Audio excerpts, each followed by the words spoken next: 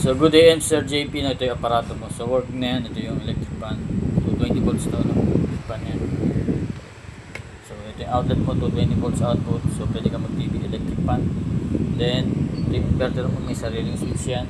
SCC o solar charge controller, no? Ito yung nagcha-charge ng battery mo mula solar panel, then pupunta sa battery.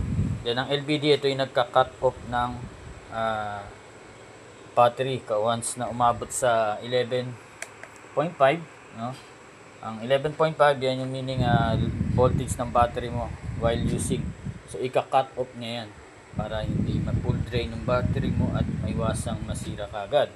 Then ang reconnection nito is 1.7, no? 1.7 i-plus mo dun sa 11.5 ay 13.2 ang reconnection. So mamaya papakita ko sa iyo yun. So ito yung solar panel natin, positive to negative, din wiring dito, no? May color coding, red is positive, black is negative, parehas sa battery. So breaker ng battery, breaker ng solar panel. Okay, so yan, papatayin natin yung aparato natin, no? Pagpapatay yung aparato, huli yung battery. So unahin mo siyempre yung solar panel. Okay, so mawawala na yung icon doon, na may icon kanina, no? Diba, ang blinking na arrow, no? Ibig sabihin niya, patayin ang solar panel mo. So battery na lang ang gumagana sa'yo, pero gumagana pa rin load mo, no? So makikita na mag low voltage siya kapag umabot ng 11.5, maka-cut off yung kuryente mo, ang inverter mo ay hindi nagagana. Okay, papatayin natin yung battery, no, para makita natin. So patay na yung aparato mo, then pati yung electric fan, yan, na load mo. Okay, so darating sa iyo aparato mo ito, blue setup. Okay, yung battery mo 100 Ah dapat ang ilagay, requirements, no, or pwede naman lower kahit 50 Ah kung walang budget, no. Then solar panel 200 watts or lower, pwedeng 160, 140, 100 watts, walang problema, sir.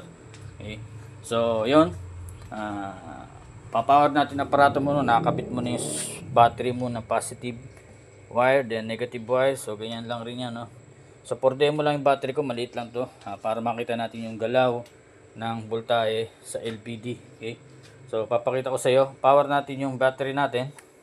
Okay, then wala pang solar panel, di ba, nakikita mo dahil naka-off pa yung battery, yung breaker ng solar panel. Then inverter, wala rin power, no, dahil nga hindi pa naka red LED yung LBD natin. So yung red LED na yun, kailangan umilaw para mapagana mo yung inverter mo, dahil nga ang inverter naka-series dito sa relay, siya yung nagsuswitch para magkaroon ng supply dito sa positive. From positive, pupunta dito yung kuryente. So putol to ngayon dahil patay yung LED red. So para mapagana mo yung LBD na yan, charge mo ng 13.2 para mag-reconnect yung LED red na yan. So kung may solar panel ka na, so power mo, then lalabas yung icon doon, tsaka yung arrow blinking, then tataas yung voltahe mo, no. So kung ang battery mo ay 100 Ah na battery, no, at mababa, sabihin natin na 12.9, so medyo matagal ang galawan yan dahil malaki ang capacity. So dahil maliit lang nga, so malabilis ang galawan nito, dahil nga gusto ko mapademo sa inyo na hindi kayo magtaka, nakala nyo sira yung aparato, no? So kailangan mapailaw natin yung LED red na yan. Okay, so antayin lang natin, no. So medyo mababa pa kasing araw dito, ayan. Pero gagalaw na yan unti-unti, no, dahil nagcha-charging yung solar panel natin. Ayan, kita nyo naman, di ba? So nakaset to ng lead acid. Okay, kita mo. Okay, so lead acid is B1. So kung lalay po form mo ang gagamitin mo, no, BB3 mo yan. So tumataas na unti-unti, no. BB3 mo yan, menu lang, then punta ka dito sa B1, no, then set mo ng B3, antay mo yung blinking, then tsaka babaguhin lang na gano'n. So gano'n lang, napakadali lang, no. So mamaya set ko na ng B3. Okay, so ngayon B1 tayo, walang problema. Ayan. So antayin natin mag-reconnect siya. Ayan. So malapit na yan, no. So kung malaki yung battery mo, medyo matagal yung galawan niya.